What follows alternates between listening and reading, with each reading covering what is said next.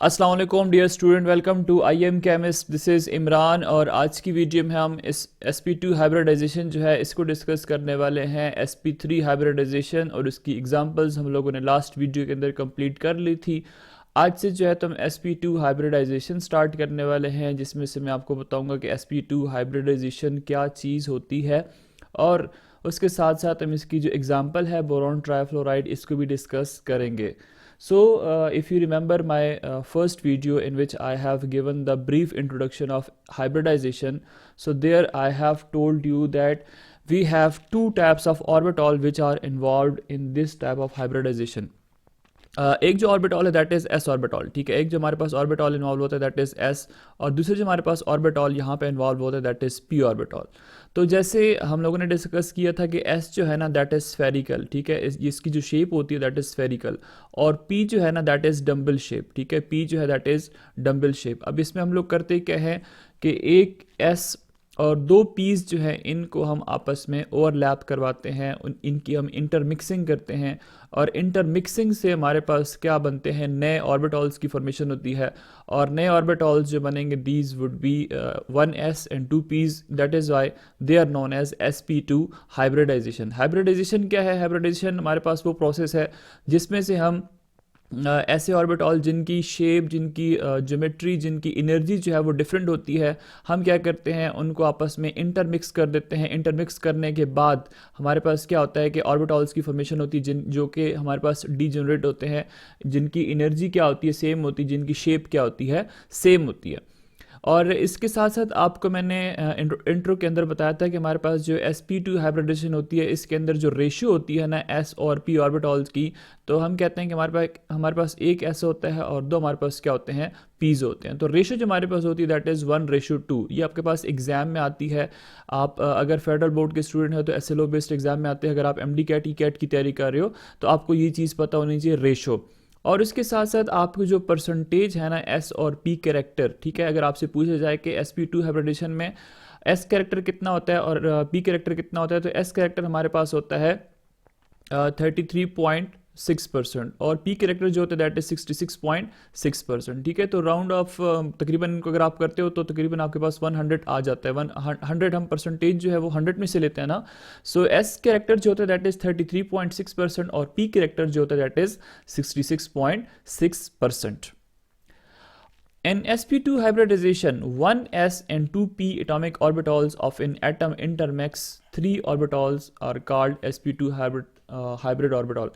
कहता है कि इसमें होता है क्या है कि एक s ऑर्बिटल और दो जो p ऑर्बिटल्स हैं वो आपस में क्या कर जाते हैं, इंटरमिक्स हो जाते हैं, और हमारे पास क्या बनता है कि जो ऑर्बिटल्स की फॉर्मेशन होती है वो क्या होते हैं, those would be sp2 hybrid orbital. Hybrid orbital क्यों कहते हैं? क्योंकि इनकी जो एनर्जीज होती हैं वो क्या हो जाएंगी, सेम हो जाएंगी। तो ये हमारे पास क्या होता है, this is sp2 hybridisation.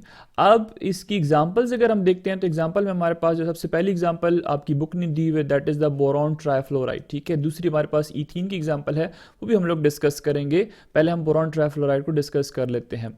Bonding and structure of boron trifluoride and ethene. सबसे पहले हम आते हैं BF3 की तरफ। BF3 जो है इसके अंदर आप देख सकते हो कि एक आपके पास जो एलिमेंट है दैट इज़ बोरॉन और दूसरा जो आपके पास एलिमेंट है दैट इज़ फ्लोरीन। अगर हम बोरॉन की हाइब्रिडाइजेशन करते हैं तो हमें पता है कि बोरॉन का जो एटॉमिक नंबर है दैट इज़ 5। तो हाइब्रिडाइजेशन कुछ यूँ हो जाएगी कि 1s2 2s2 और 2p हमारे पास कितना हो जाएगा, 1 हो जाएगा, ठीक है। पहले शेल के अंदर 2 इलेक्ट्रॉन, जो सेकंड शेल है या जिसको आप वैलेंस शेल कह सकते हो, जो सबसे आखिरी वाला शेल होता है उसको आप वैलेंस शेल कहते हो। तो वैलेंस शेल के अंदर इसके कितने इलेक्ट्रॉन्स हैं, 3 इलेक्ट्रॉन्स हैं। इसी तरह अगर आप फ्लोरीन की बात करते हो तो फ्लोरीन की हाइब्रिडाइजेशन कुछ यूँ होती है, फ्लोरीन का एटॉमिक नंबर होता है 9, ठीक है। 1s2 2s2 इन 2p 5।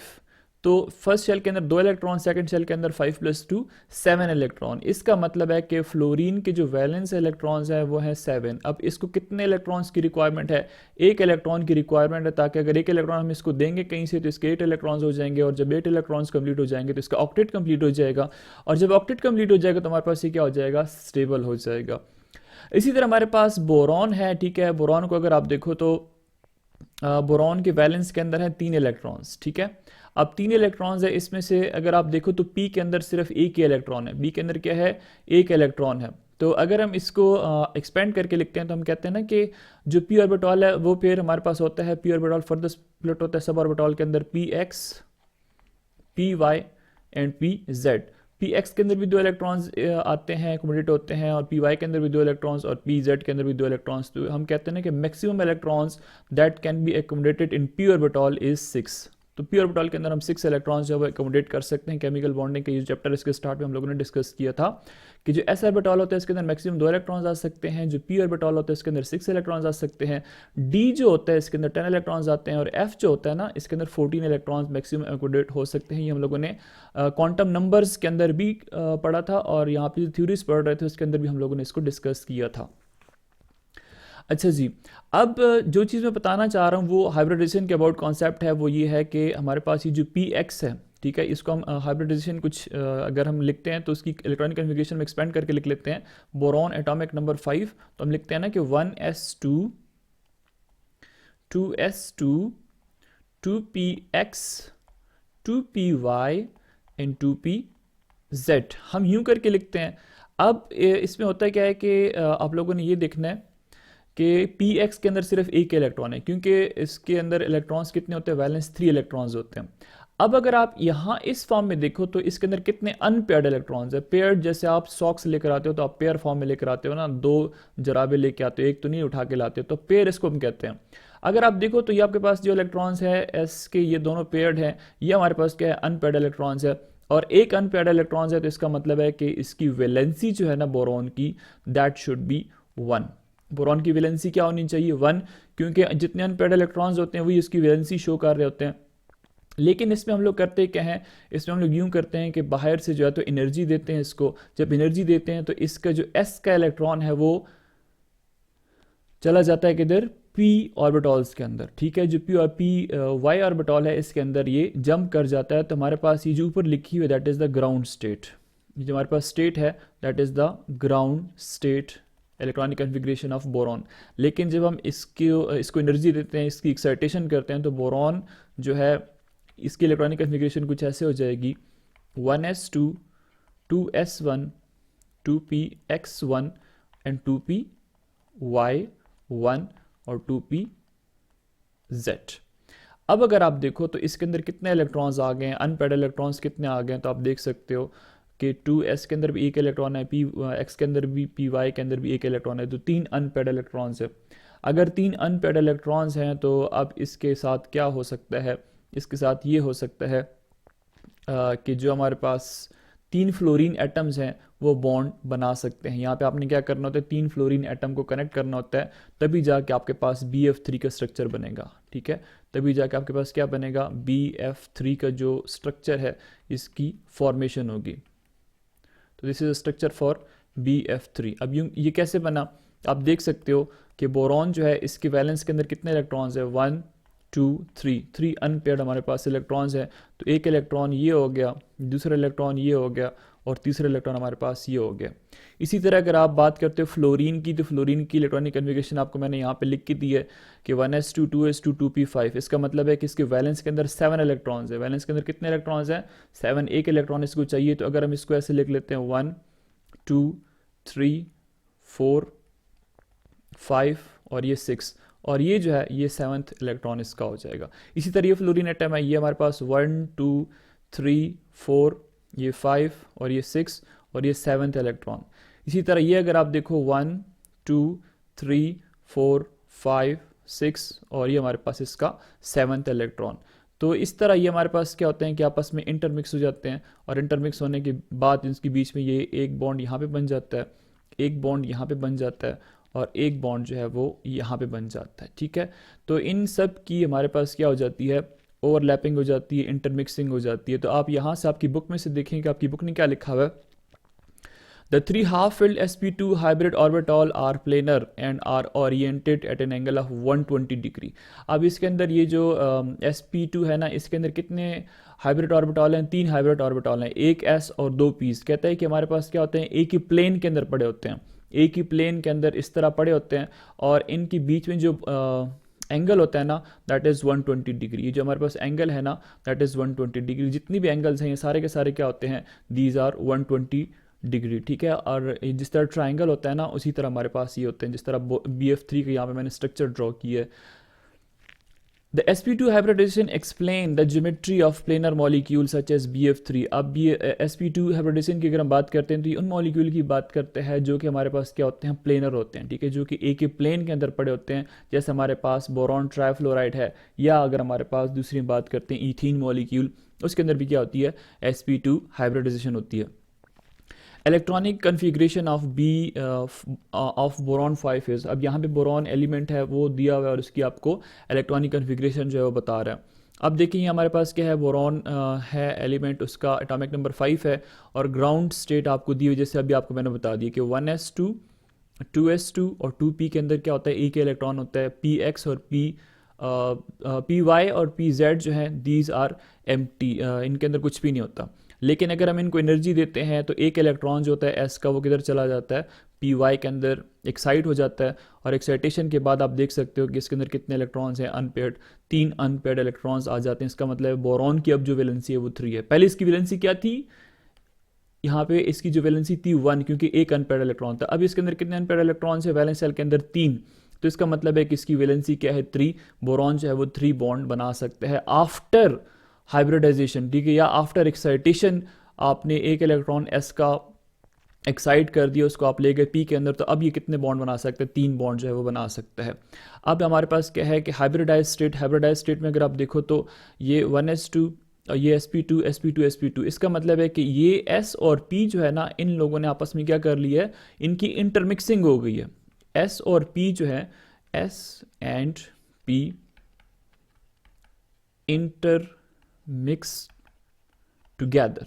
जब इनकी इंटरमिक्सिंग हो गई है तो अब क्या हो गया कि इसके अंदर जो है सब के अंदर s और p के जो कैरेक्टर है वो आ गया है। इसकी एग्जांपल कुछ यूँ ले लो कि जैसे फॉर एग्जांपल जब ईद होती है तो लोग क्या करते हैं, एक दूसरे के घर में जो है तो गुलाब जामुन वगैरह भिजवाते हैं।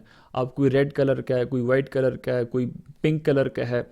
लेकिन एक घर से भी आपके घर में मिठाई आ गई, दूसरे घर से भी आ गई, तीसरे घर से भी आ गई। आप क्या कर लो, उन सबको इंटरमिक्स कर लो अपने हाथों के अंदर, उसको सही तोड़ मोड़ के ना उसको मिक्स कर लो। तो अब क्या होगा कि सबकी जो लज्जत होगी, ये जो जायका होगा, जो कलर होगा, वो एक दूसरे के अंदर क्या हो जाएंगे, इंटरमिक्स हो जाएंगे। इसकी भी यही कहानी है कि एस और पी ऑर्बिटॉल जो है वो आपस में इंटरमिक्स हो जाते हैं और जो कैरेक्टर होता है वो सबके अंदर सेम रहता है। In sp2 hybridization, 1s and 2p atomic orbital of an atom intermix to form 3 orbital called sp2 hybrid orbital। अब इसमें से देखें कि एक s और 2 p's, मतलब 2s और 2px और 2py, ये आपस में क्या कर जाते हैं, इंटरमिक्स हो जाते हैं। अच्छा, p के बारे में एक बात याद रखें कि px हो, py हो या pz हो, ये सारे क्या होते हैं, these are hybrid orbital. Hybrid orbital means इनकी जो एनर्जी होती है ना, that energy is the same. तो इसमें से हम देखते हैं कि एक s जो है 2s का, और जो बाकी p's हैं दो, कोई सी p's, मतलब pz भी हो सकता है, py भी हो सकते हैं, px भी हो सकते हैं, कोई सी दो p's जो है वापस में क्या कर जाते हैं, इंटरमिक्स हो जाता है। और इंटरमिक्स होने के बाद 3 हमारे पास ऑर्बिटल्स बन जाते हैं। जैसे आपके पास ये क्या है, sp2 तो ये 3 हमारे पास क्या बन जाते हैं, हाइब्रिड ऑर्बिटल की फॉर्मेशन हो जाती है। तो इसको हम कहते हैं sp2 हाइब्रिडाइजेशन। अब यहाँ पे पहले डायग्राम को थोड़ा सा एक्सप्लेन कर लेते हैं, उसके बाद फिर हम देखते हैं कि आगे क्या लिखा होता है और किस तरह फ्लोरीन जो है इसके साथ आके इंटरमिक्स होता है। ये हमारे पास क्या है, एस ऑर्बिटल, जैसे आपको मैंने बता दिया कि हमारे पास क्या होता है, स्फेरिकल फॉर्म में होता है, ठीक है, गोल सर्कल की फॉर्म में होता है। तो ये हमारे पास 2s ऑर्बिटल है, ये हमारे पास क्या है 2px ऑर्बिटल है, ये हमारे पास क्या होता है 2py ऑर्बिटल है। अब इसमें से आपको जैसे मैंने कहा ना कि ये डीजेनरेट होते हैं, आप कोई सा भी ऑर्बिटल ले सकते हो। तो अब अगर आप देखो तो ये आपके पास ये जो होता है, आप लोगों ने मैथ्स पढ़ी होगी, ठीक है, ये हमारे पास होता है y एक्सिस, ये हमारे पास होता है x एक्सिस, और ये हमारे पास क्या होता है z एक्सिस होता है, ठीक है। तो इसी तरह ये हमारे पास क्या है कि ये हमारे पास 2px ऑर्बिटल है, क्योंकि ये जो हमारे पास इसके लोब्स पड़े होते हैं, ये हमारे पास क्या है x ऑर्बिटल के इस तरह ऊपर पड़े होते हैं, ठीक है। तो हमारे पास क्या होता है 2px, ये हमारे पास क्या है, इसने लिखा है 2py ऑर्बिटल, ठीक है। तो इसने ये यहाँ पे y भी मेंशन कर दिया, ठीक है। तो ये हमारे पास इसने y इस तरह कर दिया। अदरवाइज होता यूँ है कि ये जो हमारे पास कोऑर्डिनेट होता है इसको हम y कहते हैं, ये हमारे पास x होता है, और ये जो इसने किया हुआ है ना इसको हम z कहते हैं। एनीवेज इस बुक ने यहाँ पे वाई कर दिया तो हम इसको वाई ही कंसिडर कर लेते हैं। तो हमारे पास क्या है कि ये हमारे पास वाई ऑर्बिटॉल है 2p ऑर्बिटॉल। तो ये आपस में क्या हो जाते हैं, इंटरमिक्स हो जाते हैं। तो ये आप देख सकते हो कि यहाँ पे ये s ऑर्बिटॉल होता है, ठीक है, ये छोटा सा इसका लोब निकला होता है, ठीक है, और ये हमारे पास क्या होता है, p का जो बड़ा लोब है वो यहाँ पे आपको सामने दिखाई दे रहा है। तो हमारे पास ये ऑर्बिटॉल बन जाता है, एक फ्लावर टाइप बन जाता है। अब ये जो आपके पास बन गया है ना, that is the shape of 1sp2 orbital. ये हमारे पास इसकी शेप जो है, इसकी फॉर्मेशन हो गई है। तो इसको अगर आप देखो तो बॉन्ड एंगल आपको कितना नज़र आ रहा है, 120 डिग्री, ठीक है। इसका जो बॉन्ड एंगल होता है ना, दैट इज़ 120 डिग्री। ये जो बॉन्ड एंगल ये भी 120 डिग्री होगा, ये जो बॉन्ड एंगल ये भी क्या होगा, 120 डिग्री का ही होगा। 3sp2 hybridized orbital in one plane at 120 degree to each other. तो ये आपको मैंने बता दिया। अच्छा, अब आगे क्या होता है इसके अंदर, one of the p orbital of fluorine is half filled, it mean 2pz। अब जैसे फ्लोरीन की पहले भी हम लोगों ने इलेक्ट्रॉनिक कन्फिग्रेशन लिखी, यहाँ पे मैं दोबारा लिख देता हूँ कि हो जाएगा 1s2 2s2 2px 2py and 2pz। Valence इसके 5 इलेक्ट्रॉन्स होते हैं, तो 1 2 3 ये 4 और ये 5। अब यहाँ पे horn rules, poly exclusion principle, ये चीज़ें जो है ना, फबोस प्रिंसिपल, ये आपने जहन में रखनी होती हैं इसकी फिलिंग में। उसके लिए आप वीडियो देख सकते हो मेरे एटॉमिक स्ट्रक्चर की, क्वांटम नंबर की, वहाँ पे मैंने आपको एक्सप्लेन करके बताया है कि आप इसकी कैसे फिलिंग कर सकते हो। एनीवेज कहते हैं कि ये जो pz ऑर्बिटॉल है, ये इसको अगर आप देखो तो ये हाफ फिल्ड है। ये हमारे पास क्या है, दिस इज हाफ फिल्ड। इसी की बात कर रहा है कि one of the p orbital of fluorine is half filled, it mean 2pz।